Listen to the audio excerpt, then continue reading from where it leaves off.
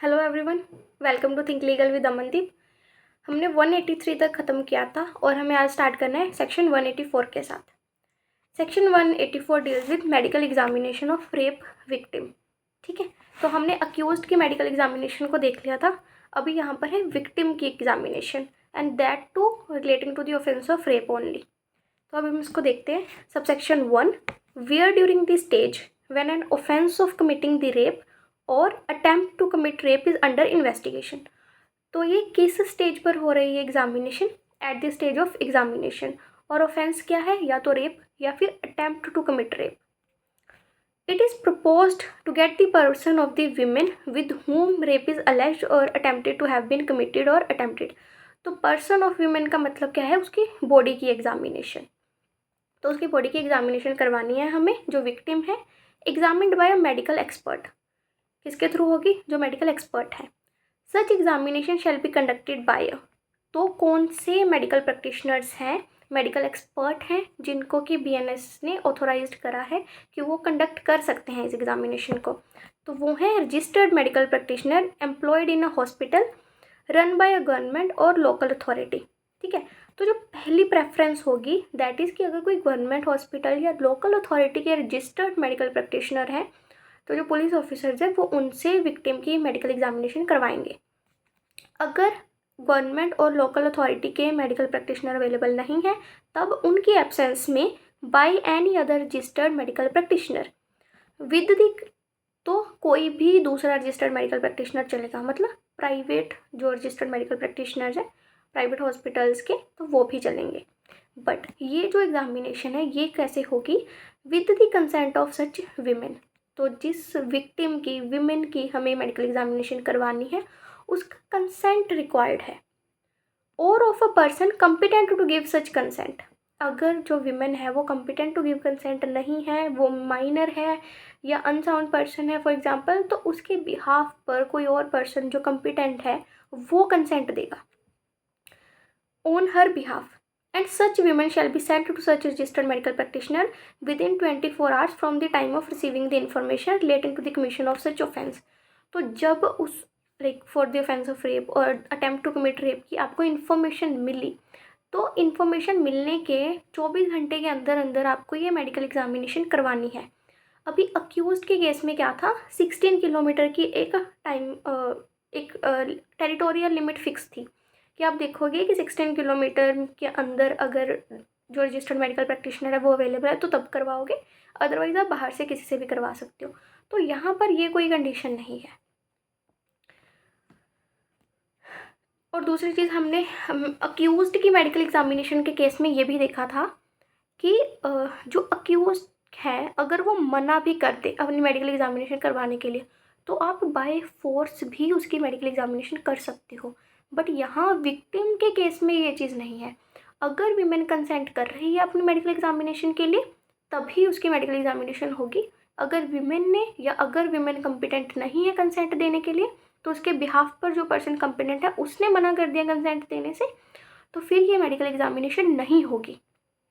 Subsection 2, the registered medical practitioner to whom such women is sent shall without delay examine her person. तो जिस medical examiner को वो भेजी गई है कि इस वीमेन की मेडिकल एग्जामिनेशन करो, वो विदाउट एनी डिले उसकी मेडिकल एग्जामिनेशन करेंगे एंड फिर एक रिपोर्ट बनाएंगे। और उस रिपोर्ट में कौन सी चीज़ें मेंशन करना इम्पॉर्टेंट है वो इस सेक्शन ने हमें बता दी। तो उसका जो वीमेन है उसका नेम, एड्रेस, और किस पर्सन ने उसको एग्जामिन करा उसका नाम, एज क्या है उसकी, जो उसकी बॉडी से मटेरियल लिया है वो, मार्क्स ऑफ इंजरी उनके बॉडी पर अगर कोई चोट के निशान हैं वो सब कुछ, और उनकी जनरल मेंटल कंडीशन क्या है उस विमन पर, कि वो बातों को समझ रही हैं, डिप्रेशन में है या डरी हुई हैं, जो उनका मेंटल स्टेज है उस चीज़ को वो नोट करेंगे अपनी रिपोर्ट में। Other material particulars in reasonable detail.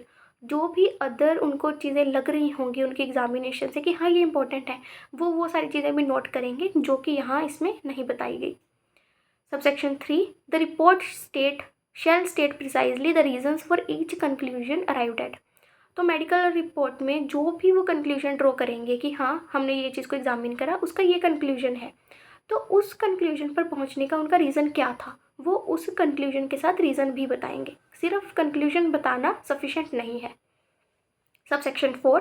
The report shall specifically record that the consent of the women or of the person competent to give such consent on her behalf to such examination had been obtained. उस report में आप लिखोगे कि women का हमने consent लिया या women के बिहाफ पर अगर जो पर्सन कम्पिटेंट है उसका कंसेंट लिया. तो मैं आपको बता रही हूँ कि इस केस में consent plays the vital role. Okay, so without consent it is not valid. You cannot force the victim to undergo medical examination. तो इस चीज़ को आप रिपोर्ट में भी मेंशन करोगे. Subsection 5. The exact time of commencement and completion of the examination shall also be noted. आपने उसकी medical examination कब शुरू करी और कब ख़त्म करी ये भी आप उस रिकॉर्ड में लिखोगे कि कितना टाइम लगा आपको उस विमेन को एग्जामिन करने में. Subsection 6. The registered medical practitioner shall within a period of 7 days forward the report to the investigating officer. तो यहाँ पर इन्होंने टाइम लिमिट सेट कर दी कि जो मेडिकल प्रैक्टिशनर है, जो डॉक्टर है, जो उसको एग्जामिन करेगा, वो विद इन 7 डेज एग्जामिनेशन से 7 दिन के अंदर अंदर जो आईओ है उसको रिपोर्ट भेज देगा अपनी बनाकर. फिर आईओ जो है वो आगे फर्दर मैजिस्ट्रेट को भेज देगा along with all the documents. Subsection 7. Nothing in this section shall be construed as rendering lawful any examination without the consent of the women or of any person competent to give such consent on her behalf. So वही चीज़ कि जब तक consent नहीं है तब तक medical examination नहीं होगी. Explanation. For the purposes of this section examination and registered medical practitioner. तो इन दोनों का वही मतलब होगा जो हमने सेक्शन 51 में देखा. सेक्शन 51 में क्या था, अक्यूज्ड की मेडिकल एग्जामिनेशन हो रही थी. तो क्योंकि वर्ड सेम टर्मिनोलॉजी है तो हम उसको बार बार हर सेक्शन में डिफ़ाइन नहीं करेंगे. हमने सेक्शन 51 जो पहला सेक्शन था उसमें डिफ़ाइन कर दिया. उसके बाद जहाँ भी हमने रजिस्टर्ड मेडिकल प्रैक्टिशनर और एग्जामिनेशन चीज़ को यूज़ करा है तो वहाँ पर सिर्फ हम एक एक्सप्लेनेशन ऐड कर दे रहे हैं कि आप सेक्शन 51 को रेफ़र कर लीजिए. नेक्स्ट हमारे पास आ गया section 185, search by police officer. तो ये जो सर्च है ये क्या है, विदाउट वारंट. विद वारंट की जो प्रोविज़न थी वो हमने पहले देख ली थी. तो subsection 1. Whenever an officer in charge of a police station or police officer making an investigation, तो मतलब एसएचओ और आईओ, उनके पास रीजनेबल ग्राउंड्स हैं ये मानने की कि anything necessary for the purpose of N investigation, जो चीज़ इन्वेस्टिगेशन के पर्पज़ के लिए नेसेसरी है, इम्पोर्टेंट है, वो which he is authorize to investigate, और वो उसको इन्वेस्टिगेट करने के लिए ऑथोराइज भी है, may be found in a place within the limits of police station of which he is in charge or to which he is attached. उनको लग रहा है कि जो चीज़ मुझे इन्वेस्टिगेशन के लिए चाहिए वो मेरी टेरिटरी की लिमिट्स में ही है या मेरी टेरिटरी की जो एडजॉइनिंग है, अटैच करती है जो टेरिटरी, वहाँ पर है. And that such thing can not in his opinion be otherwise obtained without undue delay. तो एज अ रूल तो आप क्या करोगे, विद वारंट सर्च करोगे. बट अगर आपको लग रहा है कि इतना टाइम नहीं है कि मैं डिले अफोर्ड नहीं कर सकता तो विदाउट वारंट सर्च की प्रोविज़न हमारे पास ये बनी हुई है. ठीक है, तो उसे लग रहा है कि डिले नहीं कर सकता वो, उसको इमीडिएटली उस चीज़ को सर्च करना रिक्वायर्ड है. सच ऑफिसर में after recording and writing the grounds of his belief in the case diary. तो उसको ऐसे क्यों लग रहा है, जो उसके रीजंस ऑफ बिलीफ हैं वो अपनी केस डायरी में लिखेगा. And specify in such writing so far as possible the thing for which search is to be made or cause to be made for such thing in any place within the limits of such station. ठीक है, तो फिर वो अपनी diary में लिखेगा reasons को और फिर उसके बाद अपनी लिमिट्स में जो सर्च है उसको कंडक्ट कर सकता है. अगर आपको यहाँ पर हम जो सर्च करें सेक्शन 185 में, दैट इज़ कि आप अपनी लिमिट में सर्च कर रहे हैं. जो पुलिस ऑफिसर एसएचओ या आईओ है उसकी जो टेरिटोरियल लिमिट है, ठीक है, उसके पुलिस स्टेशन की, तो वो उसके अंडर सर्च करेगा. अगर आपको आउट ऑफ लिमिट सर्च करनी है तो हमारे पास वो प्रोविज़न भी है, बट वो 185 में नहीं, वो हमारे पास सेक्शन 186 में है. अभी subsection 2. A police officer proceeding under subsection 1 shall if practicable conduct the search in person. तो जो पुलिस ऑफिसर सबसेक्शन 1 में सर्च कर रहा है एज अ जनरल रूल वो क्या है, खुद सर्च करेगा, मतलब किसी दूसरे को नहीं भेजेगा, खुद जाकर सर्च करेगा. इसकी proviso that the search conducted under this section shall be recorded through audio video electronic means preferably by mobile phone. तो हमने जब विद वारंट की प्रोविज़न भी देखी थी तो वहाँ पर भी हमने ये चीज़ देखी थी कि अगर आप सर्च करोगे तो उसको ऑडियो वीडियो मीन्स से preferably by mobile phone record करोगे. ये चीज़ क्यों, बिकॉज हमारे पास ये इंस्टांसेस आ जाते थे कि जब पुलिस सर्च करने जाती थी वो खुद ही किसी चीज़ को वहाँ प्लांट कर देती थी, खुद ही किसी चीज़ को रख देती थी वहाँ पर, और फिर जो हमारे पास लिस्ट बनती है कि हमारे क्या क्या चीज़ें वहाँ सर्च करने से ऑब्टेन हुई हैं, हमें वहाँ पर मिली हैं, तो फिर उस चीज़ को डिस्प्रूव करना बहुत टफ हो जाता था। तो इसलिए इन्होंने क्या कर दिया कि ताकि पुलिस ऐसा कुछ भी ऐसे मीन्स, अनफेयर मीन्स को अडॉप्ट ना कर सके, तो हम ऑडियो वीडियो मीन्स से अभी जो सर्च है उसको रिकॉर्ड करेंगे। Subsection 3, if he is unable to conduct the search in person and there is no other person competent to make the search present at the time, he may after recording in writing require any officer subordinate to him to make the search. अगर वो खुद नहीं कर सकता और कोई और person competent नहीं है तो वो इन राइटिंग किसी और पुलिस ऑफिसर को ऑथोराइज कर सकता है ये सर्च करने के लिए। And he shall deliver to such subordinate officer in writing specifying the place to be searched, so far as possible the thing for which search is to be made, and such subordinate officer may thereupon search for the thing. तो फिर जिस subordinate officer की वो duty लगाएगा search करने के लिए, वो उसको ये चीज़ बताएगा कि किस जगह सर्च करनी है, किस चीज़ की सर्च करनी है, और उसके बाद जो सबऑर्डिनेट ऑफिसर है वो उसकी in accordance to that orders search करेगा। Subsection 4, the provisions of this Sanhita as to the search warrant and the general provisions to search contained in 103 shall so far as may apply to search under this section. तो 103 deals with persons की जो search in closed places, तो जो वो सारी provision थी वो same यहाँ पर लग जाएंगी कि जैसे अगर आपको दरवाज़ा तोड़ने की ज़रूरत पड़ रही है तो आप कैसे कर सकते हो कि है ना, आपको पहले परमिशन लेनी है, हर पर्सन आपको रीज़नेबल अपॉर्चुनिटी अफोर्ड करेगा किसी प्लेस में एंटर होने के लिए। अगर आप किसी प्लेस में विद अथॉरिटी एंटर हो चुके हो बट उसके बाद आप वहाँ पर कन्फाइन हो चुके हो, तो अपने आप को बाहर निकालने के लिए आप कोई भी दरवाजे और विंडो तोड़ सकते हो। तो वो जो सारी प्रोविजंस 103 में है वो सेम प्रोविजंस यहाँ पर लग जाएंगे। रीज़न बीइंग हम उसको दोबारा से यहाँ एक्सप्लेन क्यों नहीं कर रहे, क्योंकि सेम प्रोसीजर हम अडॉप्ट करने वाले हैं, तो इसलिए हमने ये चीज़ लिख दी और उन सारी चीज़ों को दोबारा से रिपीट नहीं करा। तो जब आप सेक्शन 103 पढ़ते हैं तो उसके साथ लिख दीजिए कि the same procedure will apply in the case of section 185, तो ये आपको याद रखने के लिए ईजी रहेगा। Subsection 5, copies of any record made under subsection 1 or subsection 3 shall forthwith not later than 48 hours be sent to the nearest magistrate empowered to take cognizance of the offence, and the owner or occupier of the place search on application be furnished free of cost with a copy of the same by the magistrate. तो जो आपने search करी subsection 1 में, जिसमें कि जो police officer है, SHO या आईओ है, वो खुद जाकर सर्च करता है, या आपने सबसेक्शन 3 में करी, मतलब किसी सबऑर्डिनेट ऑफिसर को आपने ऑथोराइज कर दिया था और उसने सर्च करी, तो इन दोनों केसेस में जो भी आपने लिस्ट बनाई है जिन चीज़ों की आपने सर्च करी, तो वो आप जो नियरेस्ट मैजिस्ट्रेट है जो कि उस केस के कॉग्निजेंस ले सकते हैं उनको भेजोगे, और जो उस प्लेस के ओनर थे जिसकी आपने सर्च करी उनको भी आप ये लिस्ट प्रोवाइड करोगे, बट खुद से नहीं करोगे। जब वो पर्सन आपको एप्लीकेशन देगा तब उसको दोगे, बट उसके लिए आप उससे कोई फीस चार्ज नहीं करोगे। जो आप उसको लिस्ट प्रोवाइड करोगे वो फ्री ऑफ कॉस्ट करोगे। तो ये हो गया हमारा विद इन लिमिट जो पुलिस ऑफिसर ने सर्च करनी है in the course of examination without warrant. अब हम देखेंगे सेक्शन 186 जिसमें police officer at the stage of investigation search करेंगे, विदाउट वारंट करेंगे, बट आउटसाइड हिज लिमिट्स करेंगे।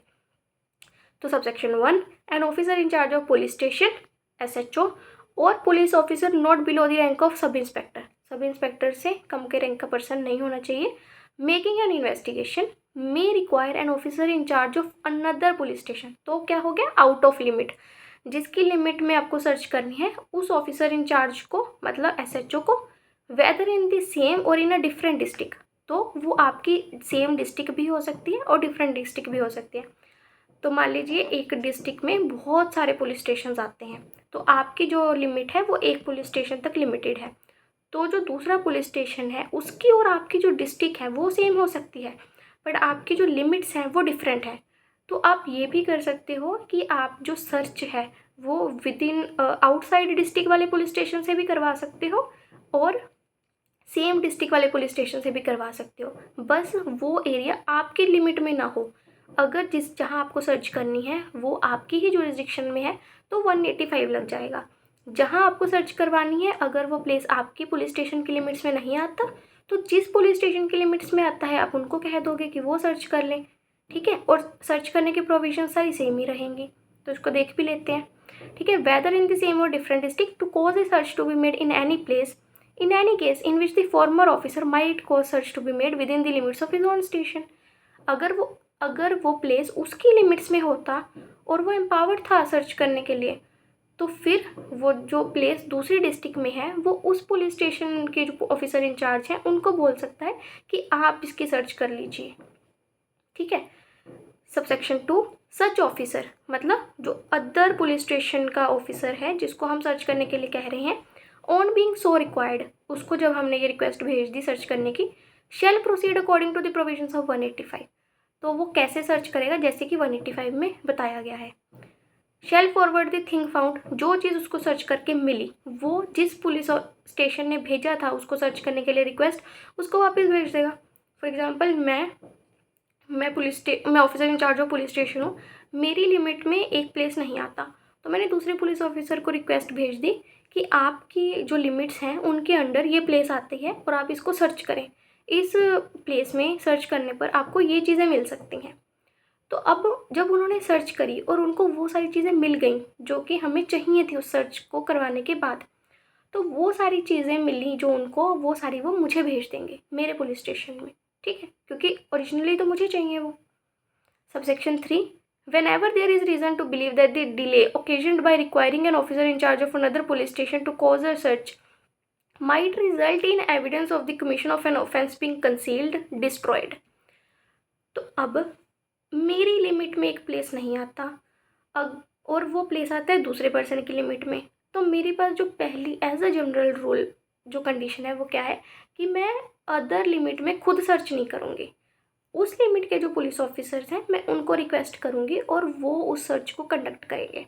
बट ये हो सकता है कि अगर मैं इतना टाइम वेट करूँ कि मैं दूसरे पुलिस स्टेशन को कहूँ कि आप सर्च करें और फिर उसके बाद वो उस पर एक्शन लें, वो सर्च करें, सर्च करके चीज़ को मेरे पास भेजें, तो इस डिले को बचाने के लिए अगर मुझे लग रहा है कि अगर इतनी डिले करी मैंने, इस प्रोसेस में जितना टाइम लगेगा, अगर उतने टाइम में जो एविडेंस है या तो उसको छुपाया जा सकता है या उसको डिस्ट्रॉय किया जा सकता है और जो एविडेंस है वो ख़त्म हो जाएगा फिर। तो अगर मुझे लग रहा है कि ऐसे केस, ये केस है जिसमें कि जो एविडेंस है या तो उसको जो पार्टी है वो कंसील कर लेगी, जो अक्यूज्ड है वो कंसील करवा देगा या उसको डिस्ट्रॉय कर देगा, तो फिर इस केस में it shall be lawful for an officer in charge of a police station making an investigation under this chapter to search or cause to be searched any place in the limits of another police station in accordance with the provisions of section 185 as if such place were within the limits of his own police station। तो इन दो cases में जब मुझे लग रहा है कि जो एविडेंस है वो डिस्ट्रॉय हो सकता है या कंसील किया जा सकता है, तो उस केस में मैं जिस पुलिस स्टेशन की लिमिट्स में वो एरिया आता है उसको रिक्वेस्ट करने की जगह मैं खुद उस एरिया में जाकर सर्च कर सकती हूँ, जैसे कि 185 में बताया गया है। बट ये जो सर्च है वो मैं एज अ जनरल रूल नहीं करूँगी। अगर मैं एज अ जनरल रूल करूँगी तो ये जो सर्च है वो वॉइड हो जाएगी। बट अगर ये दो कंडीशंस फुलफिल हो रही हैं कि या तो कंसील हो जाएगा या फिर डिस्ट्रॉय हो जाएगा, तो इनमें से एक भी कंडीशन के फुलफिल होने पर मैं आउटसाइड लिमिट्स भी सर्च खुद कर सकती हूँ। Okay, then subsection 4, any officer conducting a search under subsection 3 shall forthwith send notice of the search to the officer in charge of the police station। तो अब जब मैंने आउटसाइड जुरिस्डिक्शन सर्च कंडक्ट करी, तो जिसकी जुरिस्डिक्शन में मैंने search conduct करी है मैं उनको भी बताऊंगी कि आपकी जुरिस्डिक्शन में मैंने सर्च करी और वहाँ से मुझे ये सारी चीज़ें मिली, ताकि उनको पता हो कि उनके जुरिस्डिक्शन में क्या हो रहा है। और ये जो रिपोर्ट होगी वो उनको भी भेजूंगी सारी चीज़ की, और जो मजिस्ट्रेट हैं जो कॉग्निसेंस ले सकते हैं उस केस की उनको भी भेजूंगी। सबसेक्शन 5, द ओनर और ऑक्यूपायर ऑफ द प्लेस, तो जो ओनर है जिस प्लेस की मैंने सर्च करी है उनको भी मैं उसकी एक कॉपी दूंगी, फ्री ऑफ कॉस्ट दूंगी, बट जब वो एप्लीकेशन देंगे तब। ठीक है, तो आई होप कि आपको ये समझ आ गया होगा। और अभी कल हम स्टार्ट करेंगे सेक्शन 187 से।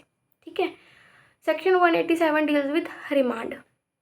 अगर तो आपकी इन्वेस्टिगेशन 24 आवर्स के अंदर ख़त्म हो जाती है, पुलिस ने किसी पर्सन को अरेस्ट करा और उसको जो भी इन्फॉर्मेशन चाहिए थी पुलिस ने उससे विद इन 24 आवर्स ऑब्टेन कर ली, बट अगर 24 आवर्स में उन्होंने ऑब्टेन नहीं करी इन्फॉर्मेशन, तो हमारे पास ये रिक्वायरमेंट है कि हमें हर अरेस्टेड पर्सन को विद इन 24 आवर्स मजिस्ट्रेट के सामने प्रोड्यूस करना है।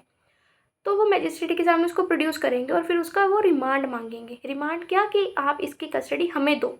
तो कस्टडी दो तरह की होती है, एक पुलिस कस्टडी और एक जुडिशियल कस्टडी। पुलिस को जब खुद रिमांड लेना है तो फिर वो ये प्रूव करेंगे कि हमें इस पर्सन की रिक्वायरमेंट क्यों है, कि अभी हमें इससे कुछ और इन्वेस्टिगेशन करनी है, इससे और पूछताछ करनी है, कि इसकी एक दिन में हमने जितनी भी इंक्वायरी इन्वेस्टिगेशन करी, हमने जो भी इससे क्वेश्चंस पूछे, उससे हमें इतना पता चला है और हमें लगता है कि ये पर्सन और भी चीज़ें हमें बता सकता है या हमें किसी चीज़ की डिस्कवरी हो सकती है। तो फिर वो मांगते हैं पुलिस रिमांड। ठीक है, तो वो हम इस सेक्शन 187 में देखेंगे कि पुलिस का जो रिमांड है वो कितने दिन तक का मिल सकता है, और जो टोटल रिमांड है इंक्लूडिंग पुलिस रिमांड और जुडिशियल रिमांड वो कितने दिन का हो सकता है, और किस ऑफेंस के केस में कितना टाइम पीरियड है। तो इसमें हमारे पास चेंजेस आए हैं सीआरपीसी से जब हमने इस सेक्शन 187 को इनेक्ट करा है। तो मेजर चेंजेस हैं जिन पे कि हमें क्वेश्चंस बनेंगे। तो इसको हम कल, चाहे पूरे दिन लाइक पूरी वीडियो में हमारा सिर्फ एक सेक्शन हो, बट हम इसको अच्छे से कवर करेंगे। सो आई होप कि आप एक बार अगर मेरी क्लास इसको लगा ले हैं तो सेक्शन 187 को आप एक बार पहले खुद पढ़ कर देखें। तो जब फिर मैं इसको करवाऊँगी खुद, तब आपको वो चीज़ ज़्यादा समझ आएगी। Okay, so guys, thank you so much.